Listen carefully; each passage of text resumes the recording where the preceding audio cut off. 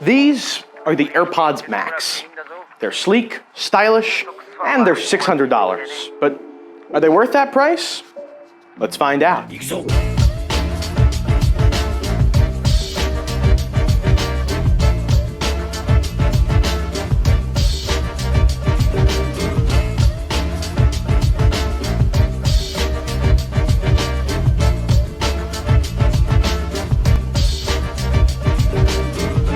Now, I know what you're thinking. That sounds like a lot. $600 for headphones is way above what the average person would even consider paying. But these aren't your average headphones.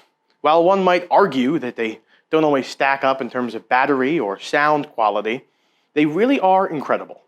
And if you're a certain type of person, the kind who loves a seamless Apple ecosystem or maybe beautifully machined aluminum, then these might be the headphones for you.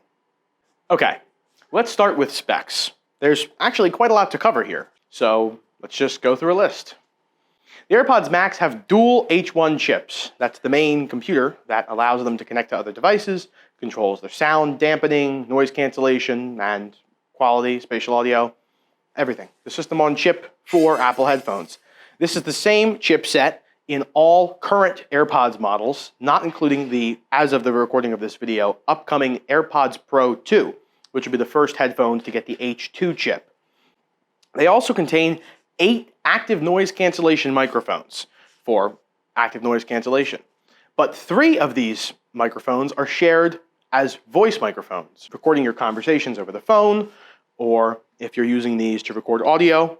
Inside the ear cups, there's 2 optical sensors, which determine the proximity to your ear. So when you put them on or take them off, it'll stop playing automatically. There's also position sensors inside the stalks that determine if the headphones are folded or unfolded, which goes in conjunction with putting them into low power mode. There's also a case detection sensor, which will tell the AirPods if they're inserted into their smart case that they come with. This case is required to put the headphones in ultra-low power mode, which is basically a storage mode. And while a lot of people complain about the case not being protective enough for travel, most people use headphones like these at home or in the office and would probably take pretty good care of them considering their price and quality. So I personally don't mind the smart case. The AirPods Max feature Apple-designed dynamic drivers, which is a mouthful, as in typical Apple fashion, but they sound pretty good. I am not an audiophile, so I can't give you much data on that. All I know is that these sound good, and the next ones are going to sound even better. The AirPods Max feature 2 listening modes. They feature active noise cancellation and transparency mode, as well as an adaptive equalizer. Spatial audio with dynamic head tracking allows for surround sound in movies or 360 videos to be tracked to your head movements so that whatever sound is in the virtual environment is displayed properly in your headspace. The AirPods Max are available in 5 colors: silver, space gray, sky blue, which I have right here, pink, which turns out of more of a reddish coral kind of color, and a very, very desaturated green. And one more thing, not in my script, I just remembered, is that the ear cups in the AirPods Max are magnetic. So instead of sliding them in or fitting them around with a leather ring or a rubber ring like on some other headphones, these just pop right out. Just another little piece of Apple magic. Now, these removable earmuffs, while very easy to remove, tend to fall off sometimes, so be careful. Also know that they can get very dirty. I recently had this one replaced, but not this one, and this one is significantly cleaner, at least according to my eye. So, an impressive lineup of specifications, but what do they mean in context? Let's talk about the headphones' core features. Sound quality, its 2 listening modes, active noise cancellation and transparency, spatial audio, and their connectivity features. Those Apple-designed dynamic drivers I mentioned earlier do a good job. To the untrained ear, it's really all you need. The AirPods Max deliver a solid sound with a good balance. Not too much bass in the low end, not too much shrill in the high end. They're plenty loud, often too loud. Now, that's a personal choice. I like my music pretty loud, but when I take them off, I often find my ears having to adjust to the quieter environment around me. But if you want the environment around you to be really quiet, Then you can go ahead and press this button on the front of the right ear cup, and you'll turn on active noise cancellation. This noise cancellation totally eliminates the average background noise. Running air conditioning, a light vehicle outside, rain, everything you'll find in a semi-quiet space. That being said, in a loud space, this noise cancellation is not the best.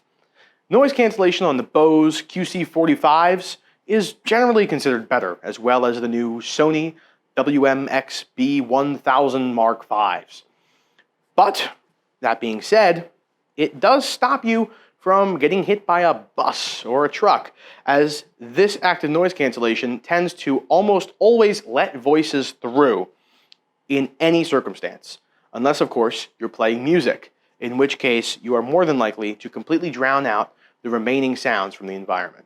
The noise cancelling on the Bose QC45s is generally considered to be better at sound elimination, wiping out all the sound even when no music is playing.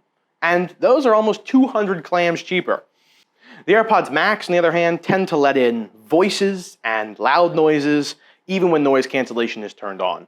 Now, once you put on some loud music, everything around you will go totally quiet.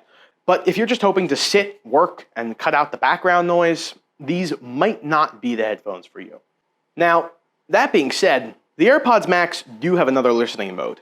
It's basically the exact opposite of noise cancellation: transparency. Let me just say that the transparency in these is amazing. Genuinely, it makes it sound like they're not even there at all. For those of you uninformed, transparency mode basically means that the headphones pump in outside noise to make it easy to hear what's around you.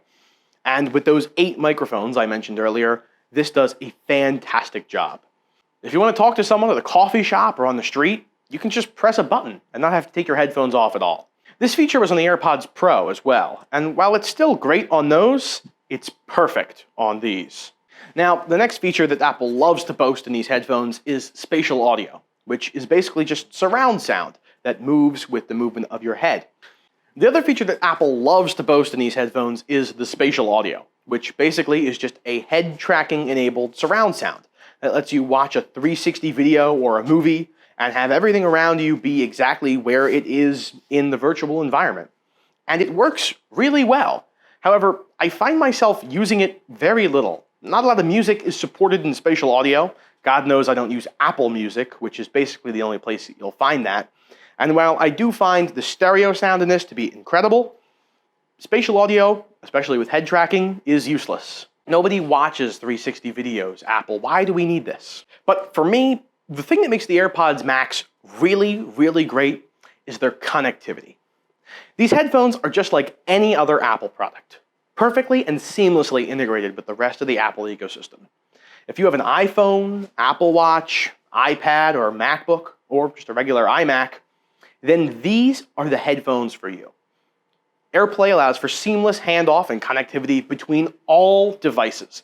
And if you're entrenched in the Apple ecosystem, you probably have the desire for those perfect Apple headphones and the money to buy them. In that case, I recommend these highly. These are Apple in every sense of the word. Their design, machining, the connectivity, it's everything you could expect out of the seamless Apple ecosystem. But if you're not that deep into the Apple ecosystem, or you don't care about that level of integration, then these definitely are not for you. We've come full circle. It's time to talk about price. The AirPods Max start at $549, and with tax, that'll run you closer to $600. Now, with the addition of the $70 Apple Care Plus plan, which I highly recommend, as any and all repairs to this device cost at least $350. That brings the total price closer to $700. Now, $700 for headphones, or even without Apple Care, $600 for headphones. Is that worth it? If you're in the Apple ecosystem, then I say yes.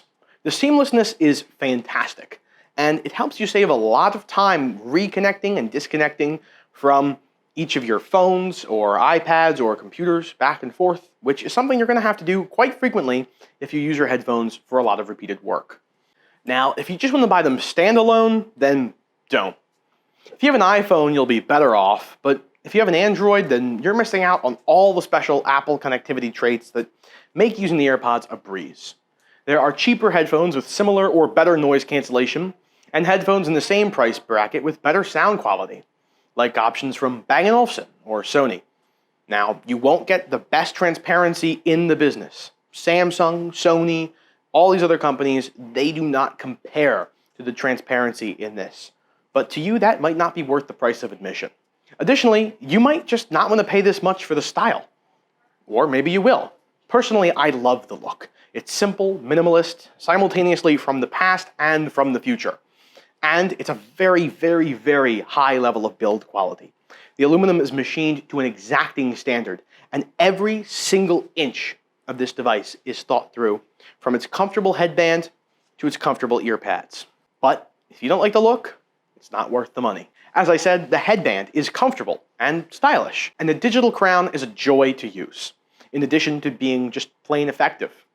But if you don't like the style and don't have the ecosystem infrastructure, then don't buy them. I'll drop a link to the AirPods MAX from Apple and probably Best Buy, as well as some other devices I recommend that are a little bit cheaper or a little bit better in the description below, and you can make the decision for yourself. The last thing I'm going to talk about is portability. Plain and simple, these are not compact. If you want a portable Apple sound machine, then buy the AirPods Pro. They do the same stuff, but they fit in my jeans coin pocket. And yes, they sound not as good, but they are half the price. If you're a pro who needs to edit video on his MacBook, or a student going to study in a cafe on your iPad, or you just like music and want to play it from your iPhone and enjoy it while taking the dog for a walk, then the AirPods Max are a great product. Thanks for watching. If you'd enjoyed this inaugural review on the channel, then please be sure to subscribe for more tech content coming very soon. I'm Michael Mangraviti, and these are the AirPods Max.